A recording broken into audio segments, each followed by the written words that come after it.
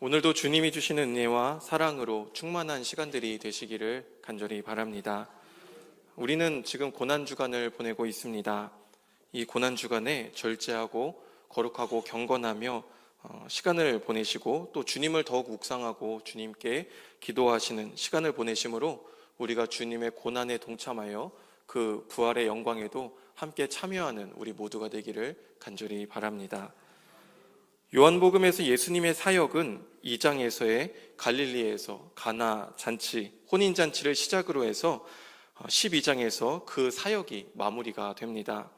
2장의 갈릴리 가나 혼인잔치가 쓸모없었던 그 물이 생명을 의미하는 포도주로 바뀌는 예수님의 사역의 시작을 알리는 활기찬 잔치와 같은 축제였다고 한다면 12장의 베다니 축제는 예수님의 장례를 준비하며 예수님의 사역을 마무리하는 무거운 잔치라고 할 수 있습니다.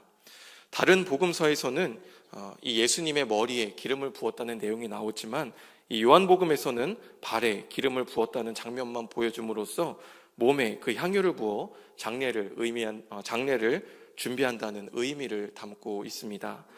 요한복음에 따르면 예수님은 예루살렘으로 입성하시고 사람들은 예수님을 환영하기 위해서 종려나무 가지를 흔들어서 맞이합니다. 예수님께서 예루살렘으로 입성하셨던 이 날은 주일인데 이후에 우리가 흔히 알고 있는 것처럼 고난주간의 행적을 보내시다가 목요일 밤에 겟세마네 동산에서 기도하신 후 가룟유다의 배신으로 붙잡혀서 재판을 받으시고 금요일에 십자가에 매달려 돌아가셨다가 토요일을 무덤에서 보내시고 주일 새벽에 다시 부활하셨습니다.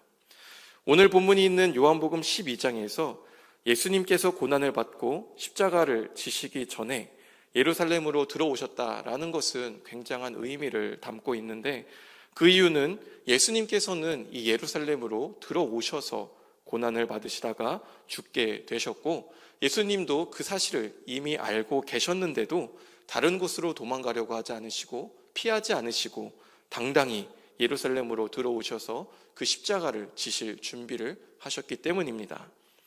누가복음 13장을 보시면 예수님과 한 바리새인이 대화를 하는데 한 바리새인이 예수님께 헤롯이 당신을 죽이고자 한다라고 거짓으로 고하는 내용이 있습니다.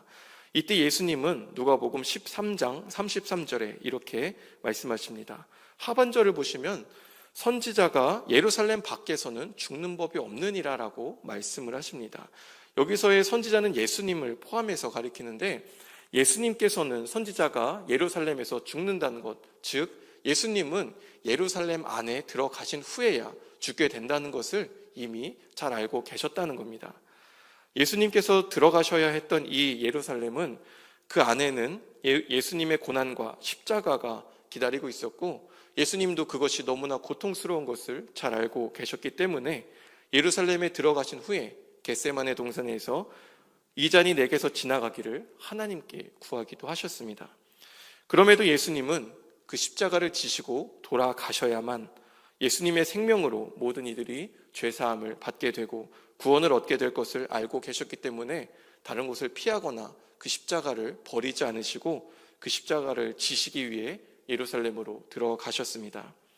그래서 사람들은 예수님께서 십자가를 지시기 위해서 이 예루살렘으로 들어가신 이 사건을 가리켜서 승리의 입성이다라고 말을 합니다. 그것은 사탄의 계략과 죽음의 권세를 부활하심으로 말미암아 깨뜨리시고 무력화시키신 승리의 입성이었습니다. 또한 인간적인 연약한 마음들, 십자가를 피하고자 하는 그런 개인적인 생각들을 물리치고 하나님의 뜻에 순종하여서 온전히 이루신 승리의 길이었습니다. 예수님께서 예루살렘으로 오신다는 것을 들은 큰 무리들은 승리의 상징인 종려나무 가지를 흔들며 예수님을 환영합니다. 호산나 찬송하리로다 주의 이름으로 오시는 이 곧 이스라엘의 왕이시여 라고 예수님을 맞이합니다. 많은 사람들이 모여서 어떤 사람들은 앞에서 가고 어떤 사람들은 뒤를 따르며 예수님을 환호합니다. 그런데 예수님을 따랐던 이 큰 무리가 예수님을 따르며 환호했던 큰 소리를 쳤던 것에는 이유가 있었습니다. 바로 예수님을 자신들의 왕으로 삼고자 했기 때문입니다. 예수님을 환영했던 큰 무리는 예수님을 가리켜 이스라엘의 왕이라고 불렀습니다. 종려나무는 승리를 상징하는데 이것을 손에 들고 흔들거나 길에 이 가지를 펴는 것은 고대에서 왕을 영접할 때 했던 의식 중 하나였습니다. 또 예수님께서 예루살렘으로 들어오셨던 그 종려 주일에 관한 다른 본문들을 살펴보면 사람들은 예수님을 환영하기 위해서 그 나뭇가지를 길에 둘 뿐만 아니라 자신의 겉옷을 벗어서 길에다 깔거나 혹은 제자들은 그 겉옷을 예수님이 타실 나귀 위에 얹었다라는 말씀이 나오는데, 열왕기하 9장 13절을 보면 예후를 왕으로 세울 때 자신들의 옷을 그 밑에 바위 위에 얹었다라는 내용이 나옵니다. 이때 말하기를 예후를 왕이다 라고 했다는 것이죠. 그래서 이 겉옷을 깐다는 것은 바로 왕을 영접할 때 하는 행위였습니다. 마지막으로 고대의 왕들은 자신이 정복 전쟁을 마친 후에 이 승리를 환영하고자 할 때 크고 멋진 말 위에 올라서 성문을 향해 말을 타고 들어갔고, 많은 사람들이 그 왕을 보며 환영을 하곤 했습니다. 그래서 예수님께서 이 나귀를 타고 가시는 것도 비슷한 모습이라고 볼 수 있지만, 예수님은 힘과 권력의 상징인 말이 아닌 겸손과 평화의 상징인 나귀, 그것도 어린 나귀를 타고 이 예루살렘으로 들어오셨습니다. 예수님께서 예루살렘으로 들어오실 때 많은 사람들이 마치 왕을 환영하는 것처럼, 영접해드리는 것처럼 예수님을 환호하고 소리쳤다는 겁니다. 그들은 왜 예수님을 왕으로 삼고자 했습니까? 그들은 자신들을 지배하고 있는 로마로부터 독립시켜줄 정치적이고 군사적인 메시아를 기다리고 있었습니다. 그러던 중에 예수님을 보니까 예수님의 기도 한 번에 수천 명이 보리떡 5개와 물고기 2마리로 먹고도 남음이 있었습니다. 또 예수님이 한마디 하시니까 폭풍우가 잠잠해지기도 했습니다. 계속해서 아픈 사람이나 귀신 들린 사람이나 심지어 죽었던 사람이라 하더라도 예수님의 한마디에, 몸짓 하나에 고침을 받고 회복되고 다시 살아나게 되었습니다. 만약 예수님이 함께 하셔서 자신들의 왕이 되어주신다면 더 이상 먹을 것을 걱정할 필요도 없었고, 자연재해가 오더라도 그것으로 인해 고통받을 이유가 없었으며, 아픈 사람이나 귀신 들린 사람이나 다치고 심지어 죽더라도 다시 살아날 수 있게 되었음을 알고 있었습니다. 그들은 예수님을 왕으로 삼는다면 영원히 죽지 않고 누리게 될, 그리고 로마로부터 독립하여 영원히 흔들리지 않게 될 굳건한 하나님의 나라를 세우게 될 그 아름다운 장밋빛 미래를 그리고 있었습니다. 그래서 그들은 예수님을 자신의 왕으로 세우고자 했지만, 그것은 예수님을 위해서도 아닌, 하나님의 뜻도 아닌, 예수님의 영광도 아닌, 오직 자신들의 욕심으로, 탐욕으로만 가득 찬 생각이었습니다. 심지어 누가복음 22장을 보시면 예수님께서 죽음을 준비하시면서 제자들에게 자신이 고난당할 것을 미리 말씀하실 그때에 제자들은 그 자리에서 누가 가장 큰지, 누가 하나님 나라에서 높은 자리에 올라갈지를 두고 다투고 있는 내용이 나오기도 합니다.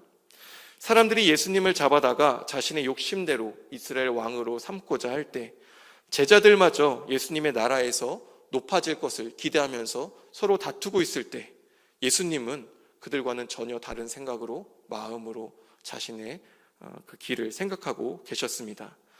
바로 십자가에서 자신의 목숨을 버리심으로 모든 인류의 죄를 대속하시고 그들을 구원하실 그 꿈을 꾸고 계셨던 겁니다. 그렇게 예수님을 예루살렘으로 맞이한 뒤에 이어지는 내용이 바로 오늘 본문의 말씀입니다. 본문 요한복음 12장 20절에 나오는 명절이라는 이 말은 유월절을 가리킵니다. 예수님께서 예루살렘으로 들어오셨던 그때가 바로 유월절을 얼마 앞둔 때였습니다. 이스라엘 사람들은 유월절이 되면 예루살렘을 방문하여서 성전에 모여서 예배를 드렸습니다. 그런데 이스라엘 사람들뿐만 아니라 하나님을 두려워하는 이방인들 역시 예루살렘으로 모여들었습니다. 당시 사람들은 예수님의 여러 이적들을 보면서 예수님께서 바로 메시아이심을 알게 되었고, 그 소문은 많은 이들에게 전해져서 헬라인들 중에도, 이방인들 중에도 많은 이들이 예수님을 믿는 사람들이 있었습니다. 이것은 스가랴 9장에 나온 예언이 성취된 말씀인데, 스가랴 9장의 내용을 보시면 예루살렘의 왕이 임하실 때 나귀를 타고 오실 것이며 온 이방이 가증한 것을 제하고 하나님께로 돌아오게 될 것과, 그가 이방 사람들에게 화평을 전하고 그의 통치가 바다에 땅 끝까지 이르게 될 것이다 라는 말씀이 있습니다. 이 예언대로 예수님의 소식이 헬라인들에게도 전해져서 그 헬라인들이 예수님을 찾아오게 되었고, 예수님은 그제서야 요한복음 12장 23절에서 인자가 영광을 얻을 때가 왔도다 라고 말씀을 하셨던 겁니다. 예수님께서 23절에서 말씀하신 이 인자가 영광을 얻을 때가 왔다 라고 하셨던 말씀은 사실은 그 이전에 예수님께서 보여주셨던 자세나 사람들에게 대하셨던 행동과는 많이 다른 모습이었습니다. 다른 복음서를 보시면 특히나 초반 부분에 예수님은 여러 이적들을 행하셨을 때나 정체를 알아보는 사람들 그리고 제자들에게 자기가 그리스도인 것을 아무에게도 알리지 말라, 인자가 죽은 자 가운데서 살아나기 전까지는 본 것을 아무에게도 이르지 말라, 자기를 나타내지 말라고 많이 경계하시느니라, 이 일을 아무에게도 알리지 말라고 그들을 많이 경계하시고, 이렇게 자신의 모습들을 항상 숨기시기에 급급했습니다. 소위 메시아의 비밀이라고 하는 하나님이 때가 이르기 전까지 계속해서 자신을 알리지 않고 숨기시려는 모습들이 성경에서 반복해서 나옵니다.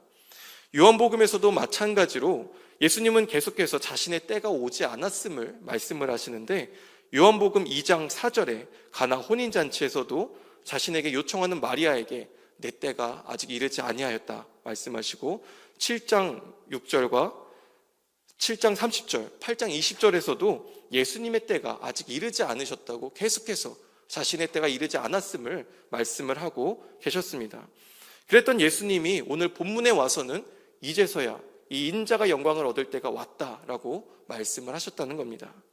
예수님께서 영광을 받으실 때는 언제입니까?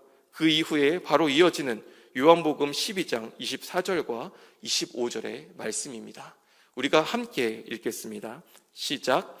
내가 진실로 진실로 너희에게 이르노니 한 알의 밀이 땅에 떨어져 죽지 아니하면 한 알 그대로 있고 죽으면 많은 열매를 맺느니라.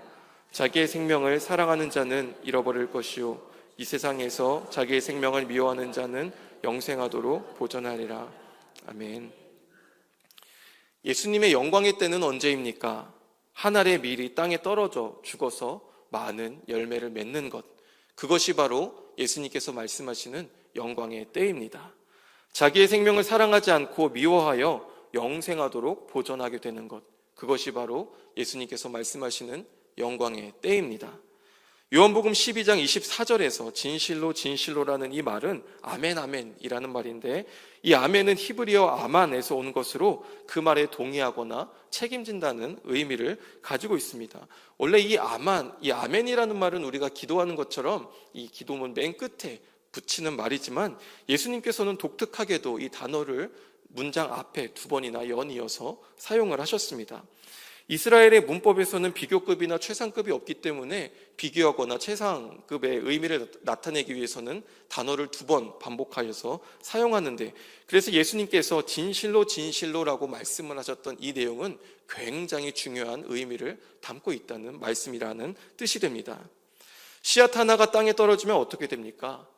그 씨앗이 땅에 심겨져서 자신을 갈라서 싹을 틔우고 잎을 피워낸다면 그 씨앗은 많은 열매를 맺게 됩니다. 그러나 그 씨앗이 자신을 가르지 않고 싹을 틔우지 않고 아무것도 안 하고 가만히만 있는다면 그것은 아무것도 못한 채 그저 그 한 알 그대로 가만히 남아있게 됩니다. 예수님께서 하신 말씀처럼 한 알의 밀이 땅에 떨어져 죽을 때에만 그 씨가 많은 열매를 맺게 됩니다. 한 알 그대로 있게 된다면 아무 열매도 맺지 못하게 된다는 것이죠. 마찬가지로 우리의 삶에서도 우리가 많은 열매를 맺고자 한다면 우리가 어떻게 하겠습니까? 나를 죽여서 스스로를 낮추고 나를 죽여야 합니다. 나 자신이 죽으면 나를 통해서 많은 열매를 맺게 되지만, 내가 죽지 않고 가만히 있게 된다면 내 주변엔 그저 나만 살아있을 뿐 아무런 열매를 맺지 못하게 됩니다. 이것이 예수님을 찾던 무리들에게 예수님께서 영광을 얻을 때에 대해서 말씀하신 이 말씀입니다. 요한복음 12장 25절에서는 자기의 생명을 사랑하는 자는 잃어버릴 것이요 이 세상에서 자기의 생명을 미워하는 자는 영생하도록 보존하리라 라고 말씀을 합니다. 우리가 쉽게 빠르게 읽을 때는 잘 이해하기가 어려운 말입니다. 생명을 사랑하는데 왜 그 생명을 잃어버리고 생명을 미워하는데 왜 영생을 얻게 됩니까? 이 단어를 찾아보면 25절에는 생명에 해당하는 단어가 두 가지가 나옵니다. 하나는 자기의 생명에 해당하는 푸시케라는 단어입니다. 이 단어는 하나님의 뜻과는 전혀 상관이 없이 인간의 본능적인 욕구에 따라 추구되는 모든 육신적인 욕망을 가리키는 단어입니다. 또 다른 한 가지는 영생에 해당하는 단어, 조회라는 단어입니다. 다시 12장 25절 말씀 보여주시겠습니까? 앞에 말씀 보여주세요. 자기의 생명을, 여기서 말하는 자기의 생명은 바로 인간적인 욕심, 욕망을 가리키는 생명이고, 뒤에 나오는 영생이라는 단어는 그것과 대조되어서 하나님의 영원한 생명을 가리키는 단어입니다. 그래서 이것을 그 의미를 담아서 표현을 한다면, 자기의 육신적인 욕망을 사랑하는 자는 잃어버리게 되고, 자기의 육신적인 욕망을 미워하는 자는 하나님의 생명을 보존하게 된다라는 의미가 됩니다. 또 여기서 잃어버릴이라는 이 단어는 미래에 그렇게 될 것이다 라는 의미도 있지만 현재 파멸시키다라는 의미도 들어 있습니다. 그래서 자기의 육신적인 생명을 사랑하는 자는 미래뿐만 아니라 현재 자신의 생명을 파멸시키고 있다라는 의미도 된다는 것이죠. 우리가 육신적인 내 욕심, 내 생명을 사랑하면 오히려 그것을 잃어버리게 되고 내 스스로를 파멸의 길로 이끌게 됩니다. 하지만 내 욕심, 내 육신적인 생명을 미워하면 우리는 하나님의 생명, 영생을 얻게 됩니다. 요한복음 12장 26절에서는 나라는 단어가 계속해서 반복이 됩니다. 이 나라는 단어가 굉장히 강조되면서 쓰이고 있는데, 예수님은 나를 섬기라, 나를 따르라 라고 계속해서 예수님께로 나올 것을, 예수님을 따를 것을 말씀을 하는 겁니다. 예수님을 따라서 죽음의 장소에까지, 고난과 시험의 장소까지 예수님을 따라서 하늘의 밀이 되라, 그렇게 죽어라라고 말씀을 하시는 겁니다. 그렇게 될 때 하나님께 귀하게 여김을 받습니다. 이것이 바로 예수님께서 우리에게 말씀해 주시는 영광의 때입니다. 사람들은 흔히 내가 사람들에게 높임을 받고 내가 찬사를 받을 때, 그때가 바로 영광의 때라고 말을 합니다. 오늘 본문 앞에 나오는 내용들처럼 왕의 모습으로 사람들의 찬사를 받으면서 그 높은 자리에 올라 들어가게 될 때, 많은 사람들에게 환호를 받을 때, 그때가 바로 영광의 때다라고 많이 말을 합니다. 그러나 예수님은 이렇게 말씀하십니다. 마태복음 20장 25절에서 27절까지 말씀 우리 같이 함께 읽겠습니다. 시작. 예수께서 제자들을 불러다가 이르시되 이방인의 집권자들이 그들을 임의로 주관하고 그 고관들이 그들에게 권세를 부리는 줄을 너희가 알거니와 너희 중에는 그렇지 않아야 하나니 너희 중에 누구든지 크고자 하는 자는 너희를 섬기는 자가 되고 너희 중에 누구든지 으뜸이 되고자 하는 자는 너희의 종이 되어야 하리라. 아멘. 세상에서 말하고 있는 권력과는 다르게 하나님 앞에서 큰 자, 으뜸이 되는 자는 낮은 자리에서 섬기는 사람입니다. 마찬가지로 영광의 때는 사람들에게 찬사를 받고 환영을 받을 때가 아니라 자신을 내려놓음으로 나를 낮추고 자신을 죽여서 다른 많은 생명을 얻을 때입니다. 하늘의 밀이 되어 땅에 떨어져 죽는 것, 자신의 생명을 미워하는 것, 그 길은 세상에서 볼 때는 실패처럼 보이고 패배하는 것처럼 보입니다. 그런데 그 길이야말로 진정한 영광의 길입니다. 그리고 그 길은 잘못된 영광에 눈이 멀어서 엉뚱한 곳으로, 엉뚱한 영광을 향해 달려가고 있는 그 큰 무리들과 오늘날 우리들에게 예수님께서 가르쳐 주시고 계시는 올바른 영광의 때입니다. 예수님은 말씀하셨던 대로 직접 하늘의 밀이 되어서 십자가에서 돌아가셨습니다. 만약 예수님께서 예루살렘에 입성하지 않으시고 십자가에 매달려 돌아가시지 않으셨다면 여전히 우리는 구원받지 못하고 하나님을 알지 못한 채 죄악 중에 살아가고 있을지 모릅니다. 하지만 예수님께서는 십자가에서 자신의 생명을 버려 죽으셨습니다. 예수님께서 하늘의 밀이 되어 죽으심으로 전 세계 수많은 사람들이 구원을 받아 예수님을 따르고 있고 많은 열매를 맺게 되었습니다. 지난 2000년 동안 그 숫자는 계속해서 증가해왔고 앞으로도 더 많은 숫자가 증가하게 될 것입니다. 씨앗이 떨어져서 아무것도 안 하고 그 씨앗 가만히 그대로 있는데 거기서 열매를 얻고자 하는 사람이 있다면 그 사람은 어리석은 사람입니다. 아마 여러분들 중에 그 씨앗을 통해서 열매를 얻고자 하신다면 아무도 그 씨앗이 자신을 트지 않고 죽이지 않고 입을 트지 않는데 그 가만히 있는 씨에서 열매를 얻으려고 하는 사람들은 아마 한 분도 안 계실 겁니다. 그것이 참 어리석은 일이기 때문입니다. 그런데 종종 우리는 살아가면서 가만히 있는 씨앗으로부터 열매를 얻으려고 할 때가 있습니다. 세상에서 있는 씨앗을 가리키는 것이 아니라 바로 우리 스스로 있는 하나님께서 주신 씨앗에 대해서입니다. 자신을 희생해야만 열매를 얻을 수가 있는데 자신을 희생하려고 하지도 않고 가만히 있으면서도 많은 열매를 얻으려고 욕심을 부립니다. 세상에서는 그것이 말도 안 되는 어리석은 행동임을 모르지 않는데 하나님이 주신 그 씨앗에 대해서는 그렇게 아무것도 하지 않고 열매를 얻으려 합니다. 정작 나는 아무것도 안 하고 죽으려 하지도 않고 자신을 갈라 열매 맺을 준비도 하지 않으면서도 저절로 많은 열매가 맺히기를 기대하고 바랍니다. 그러나 나를 죽이지 않고 가만히 있는 것, 그것은 예수님께서 말씀하시는 영광의 때가 아닙니다. 그것은 그저 한 알 그대로 있는 실패의 때입니다. 앞에서도 말씀드렸지만 사람들은 예수님을 왕으로 세우려 했습니다. 그래서 로마를 몰아내고 하나님의 왕국을 세워줄 정치적인, 군사적인 메시아를 기다렸습니다. 만약 예수님께서 한마디만 하셨다면 사람들은 예수님을 왕으로 삼았을 것이고 예수님은 더 이상 수치와 모욕을 당하지 않은 채 왕노릇을 하면서 평생 지내셨을 수도 있었을 겁니다. 예수님은 십자가에 매달리실 필요가 없이 이미 매달리셨더라도 한마디만 말씀하셨다면 그곳에서 내려와 충분히 세상적인 영광을 누리실 수가 있었을 겁니다. 예수님은 그렇게 하실 수 있는 충분한 능력이 있으셨던 분이시죠. 예수님은 다른 방법이 없었기 때문에 또 어쩔 수 없었기 때문에 십자가에 매달려 돌아가셨던 것이 아닙니다. 충분히 피하실 수 있었고 넘치도록 하실 수 있었지만 그러나 예수님은 자신의 생명을 미워하는 길을 선택하셨습니다.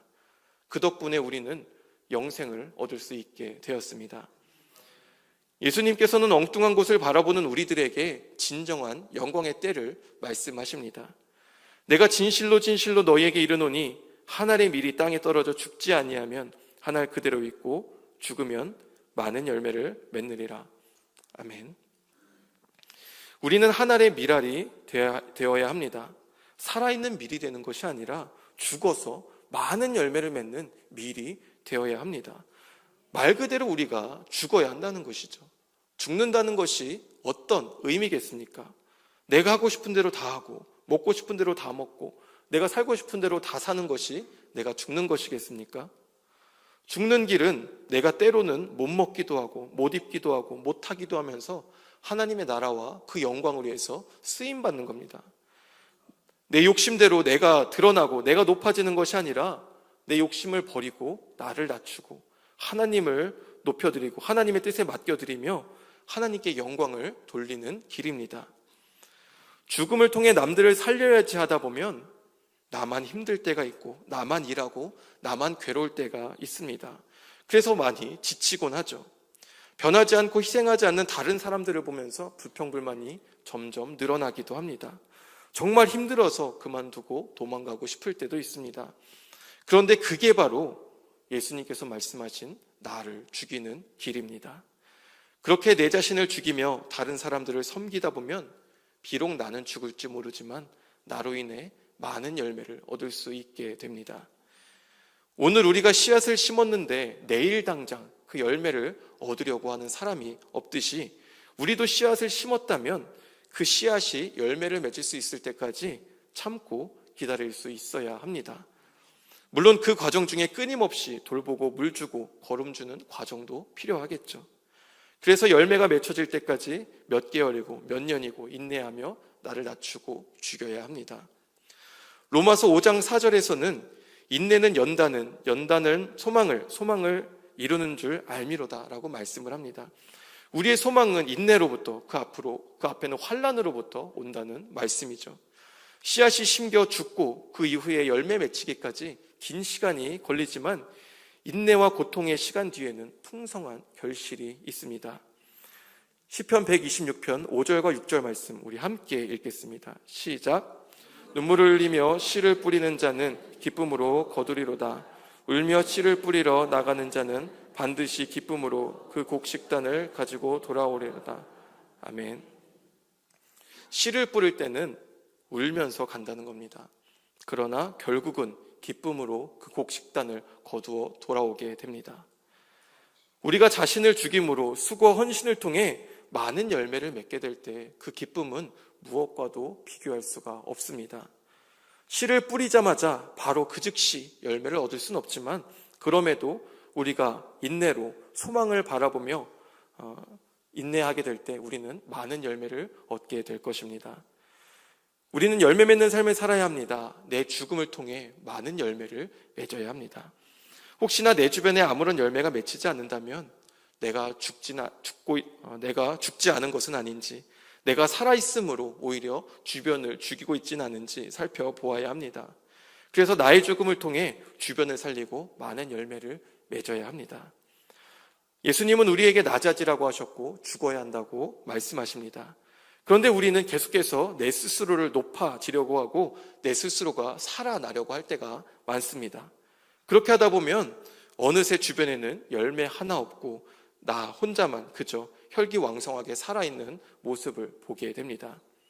하나님께서 그런 내 모습을 보신다면 뭐라고 말씀하시겠습니까? 우리의 삶은 죽어져 많은 열매를 맺는 삶입니까? 아니면 아직도 죽지 못하고 여전히 살아서 다른 것들을 죽이면서 혼자 살아가고 있는 삶입니까? 내가 사는 것, 나의 생명을 살아가는 길이 영광의 때인 것처럼 보일 때가 많지만 그것은 내 스스로를 파멸시키는 길입니다. 내가 죽고 내 생명을 미워하는 길은 실패의 길처럼 보이지만 이를 통해 많은 열매를 얻게 되고 영생을 얻게 되며 하나님께 귀하게 여김을 받게 됩니다.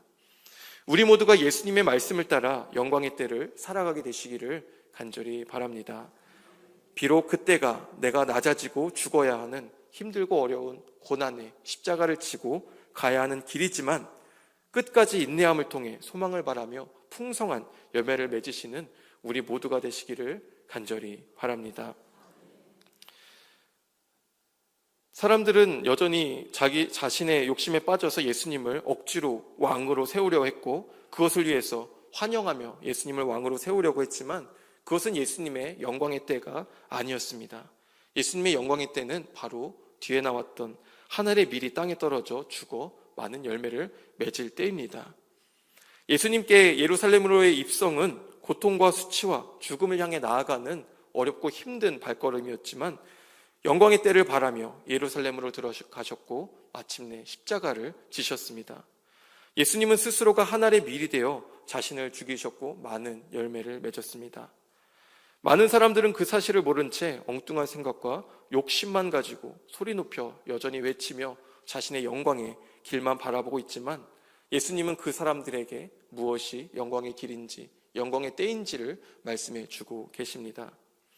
혹시나 우리도 엉뚱한 곳을 바라보고 내 욕심만 바라보며 예수님을 왕으로 강제로 삼고 있지는 않습니까? 여러분이 바라보는 영광의 때는 언제입니까? 예수님께서 말씀하시는 그 영광의 때입니까?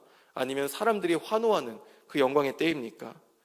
오늘 말씀을 통해 예수님께서 말씀하신 그 영광의 때를 기억하며 그 길로 나아가 참된 영광과 생명을 얻게 되시는 우리 모두가 되시기를 간절히 바랍니다. 기도합니다.